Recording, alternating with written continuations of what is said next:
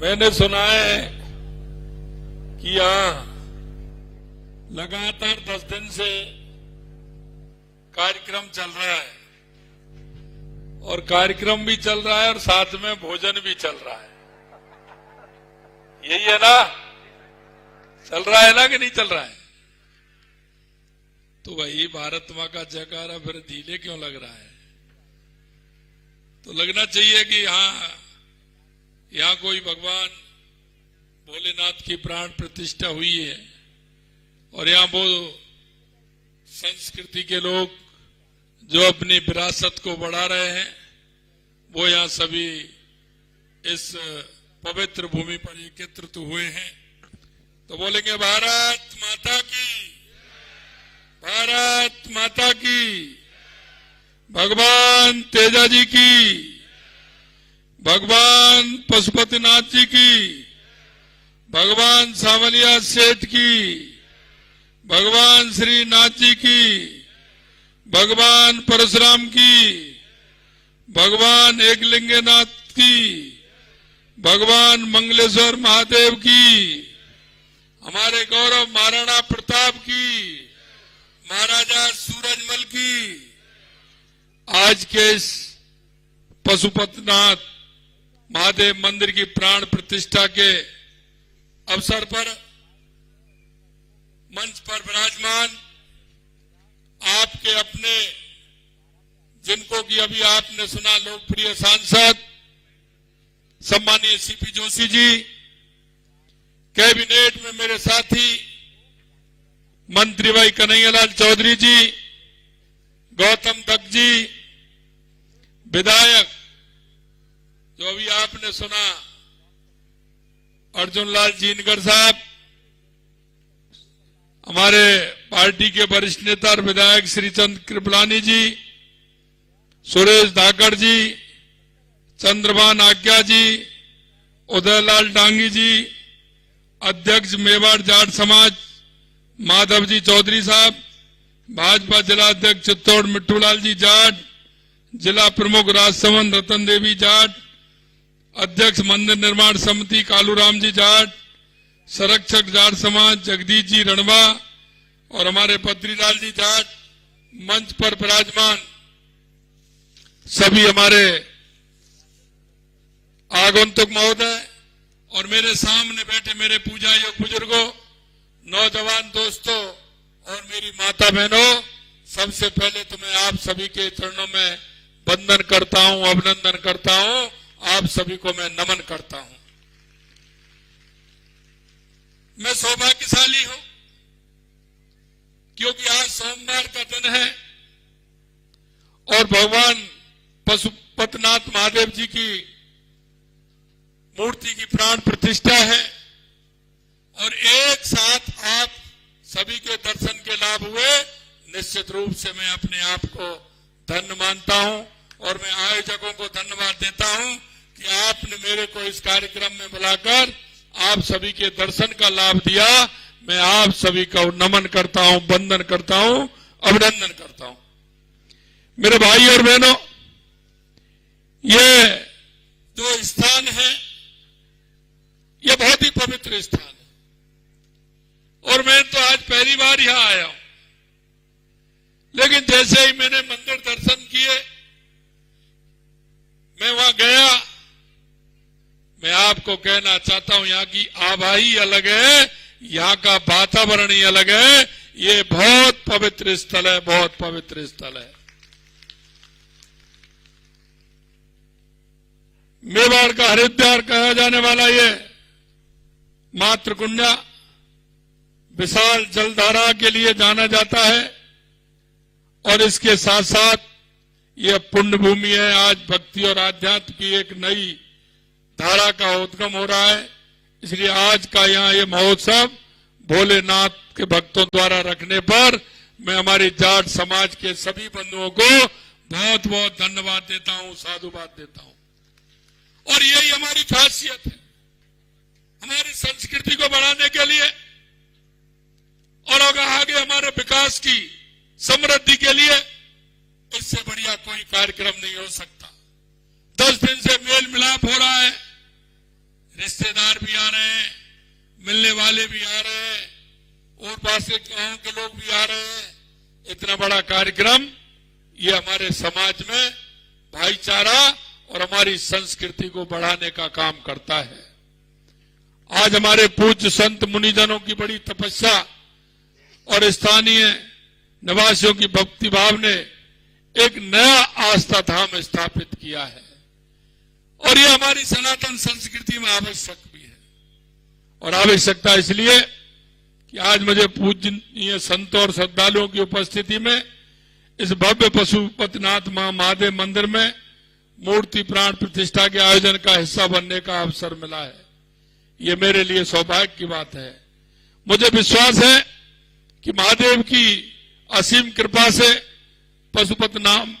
पशुपतिनाथ महादेव मंदिर एक महत्वपूर्ण आस्था स्थल के रूप में उभरेगा, और ये क्षेत्र आध्यात्मिक शक्ति के रूप में ये क्षेत्र जाना जाएगा।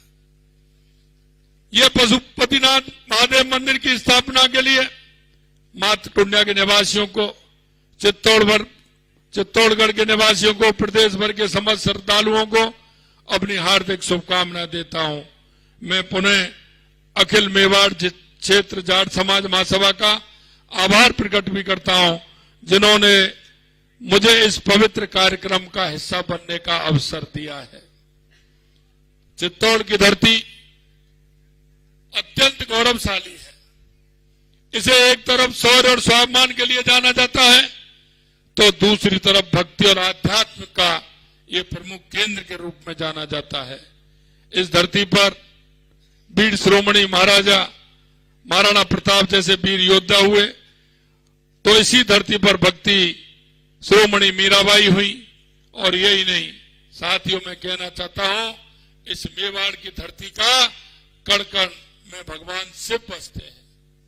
यहाँ के आध्यात्मिक क्षेत्र जब हम देखते हैं, चाहे वो सामरिया जी हो, चाहे श्रीनाथ जी हो, एकलिंग जी हो, चाहे हमारा सीता माता अभ्यारण्य हो, त्रिपुरा सुंदरी हो, ये सभी जगह से एक ऐसा धार्मिक स्थान है जो इसको हम धार्मिक पर्यटन के रूप में भी हम इसको विकसित कर सकते हैं।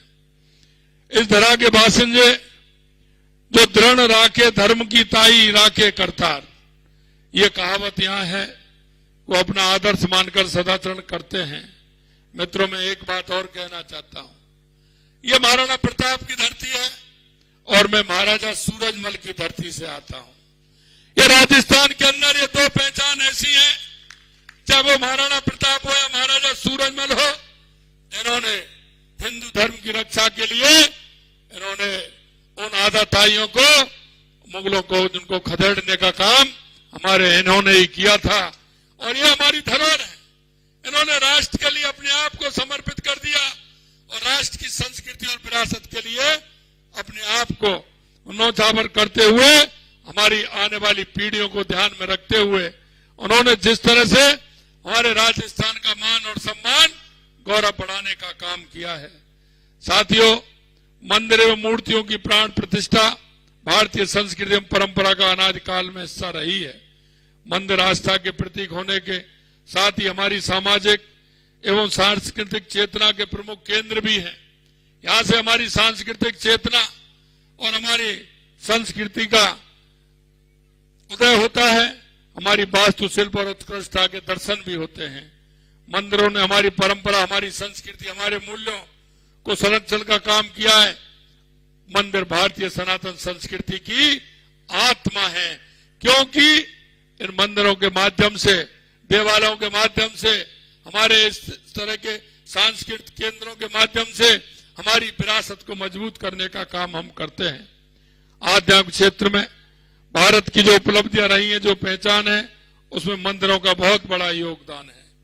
मैं आपसे इतना ही कहना चाहता हूं, देश के यशस्वी प्रधानमंत्री नरेंद्र मोदी जी कहते हैं कि विकास भी और विरासत भी, हमारी विरासत को भी बढ़ाना है और देश के अंदर विकास को भी करना है।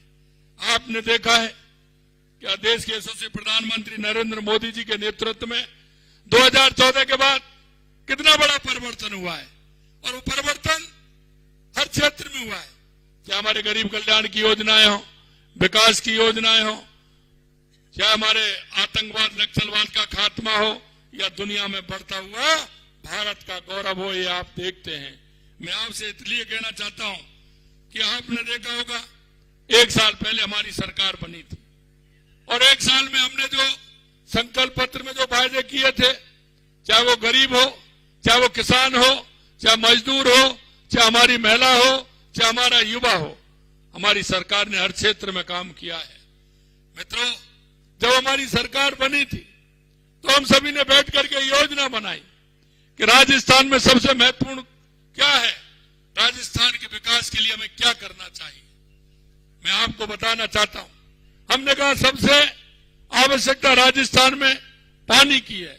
अगर राजस्थान की इस प्यासी धरती को पानी मिलेगा तो निश्चित रूप से राजस्थान एक विकसित राजस्थान बनेगा, उत्कृष्ट राजस्थान बनेगा।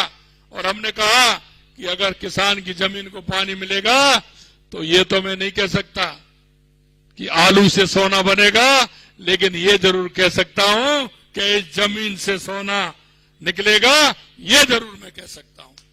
हमारा किसान धरती मां का सीना चीर करके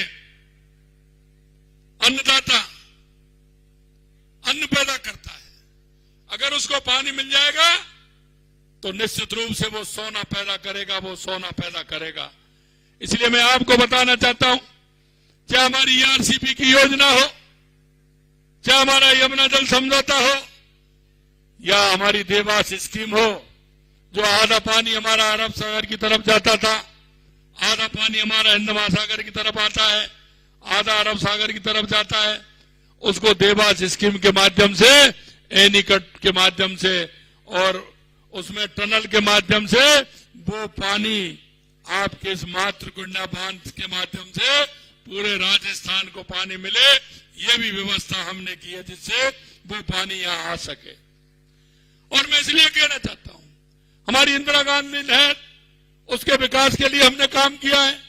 हमारे माई डैम के माध्यम से जमाई में पानी जाए, इससे हमारे पाली जाल और सिरोही को भी पानी मिले।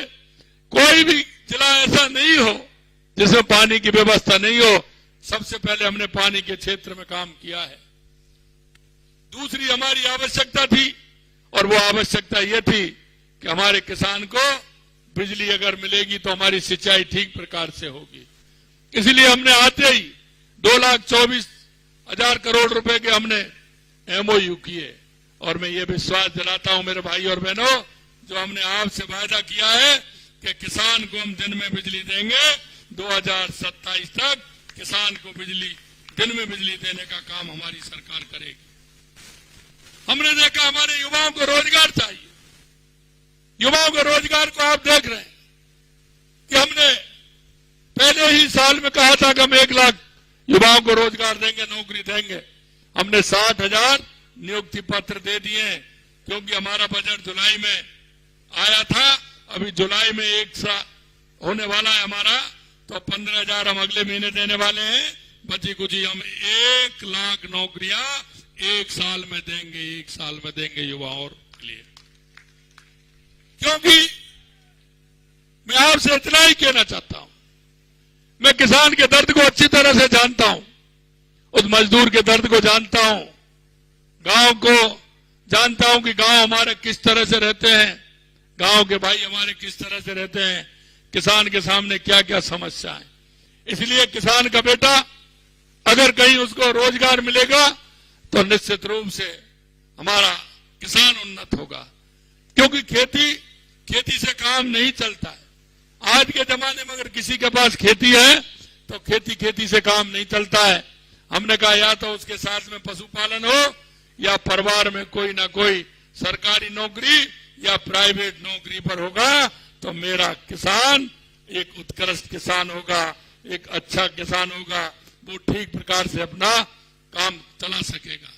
मेरे भाई और बहनों, हमने जो हमारे संकल्प पत्र में वायदे किए थे, हमने आज हम कह सकते हैं कि संकल्प पत्र हमारा 5 साल के लिए था, लेकिन 50 से 55% हमने हमारे संकल्प पत्र को पूरा किया है। चाहे किसान के गेहूं की एमएसपी बढ़ाना हो, चाहे किसान को सम्मान निधि देनी हो, चाहे महिलाओं के उत्थान के लिए हो, चाहे युवाओं के रोजगार के लिए हो, हमने सारे काम किए हैं। मैं आपके अगर यहाँ बताऊंगा तो आपके यहाँ के विकास कार्यों की लेकर के आया हूं। एमएलए साहब बता रहे थे कि 1000 करोड़ रुपए से ज्यादा आपकी विधानसभा को मिला है। मैं आपको कहना चाहता हूं, ये आपका विधायक बहुत होशियार है। अब मेरे से कहा ये कार्यक्रम में आना है, मैंने कहा कार्यक्रम में तो आ जाऊंगा, लेकिन आज भी 4 कागज पकड़ा दिए। ये डेली आता है। मेरा भाई मेरे से कहता है कि साहब मुख्यमंत्री जी मैं मिलना चाहता हूं और बस मिलने आना चाहता हूं, काम कोई नहीं है। लेकिन जब आता है मेरे पास तो 4-6 कागज विधानसभा के लेकर के आता है। ऐसे हमारे एमएलए साहब हैं, हमेशा आपकी चिंता करते हैं। सांसद साहब कान में कहते हैं, वो तो पेपर देते हैं और सांसद साहब से कान में कहते हैं कि ये काम और हो जाना चाहिए। इसलिए मैं कहना चाहता हूं, आपके सभी जो जनप्रतिनिधि हमारे चित्तौड़ जिले के सभी बहुत ही उत्साही हैं, काम के प्रति उनका लगाव है। हमारे श्रीचंद जी हो, हमारे सुरेश जी हो, गौतम जी तो खुद ही मंत्री हैं तो वो तो करते ही हैं, चाहे हमारे चंद्रभान जी हो, सभी पूर्ण रूप से लगे रहते हैं। ऐसे आपको जनप्रतिनिधि मिले, निश्चित रूप से मैं उनको भी धन्यवाद देता हूं कि उनको अपने क्षेत्र की चिंता रहती है। आज आपने मेरे को इस कार्यक्रम में बुलाया है। 1-2 बात मैंने कही है, लेकिन अंत में इतना कहना चाहता हूं, निश्चित रूप से ये बहुत अच्छा स्थान है और इस स्थान की पहचान बने। हमारी सरकार इसके लिए भी काम करेगी कि इसको किस तरह से इस पवित्र स्थान को धार्मिक पर्यटक में जोड़ करके इसका विकास हो, जिससे यहाँ के लोगों का उसका फायदा हो। निश्चित रूप से हमारी सरकार इस ओर काम करेगी। आप सभी लोग इसमें आए, माननीय आयोजकों को और आप सभी को मैं दिल की गहराइयों से पुनः बहुत बहुत धन्यवाद देना चाहता हूं। आप सभी को बहुत बहुत धन्यवाद। जय हिंद, जय भारत, जय राजस्थान।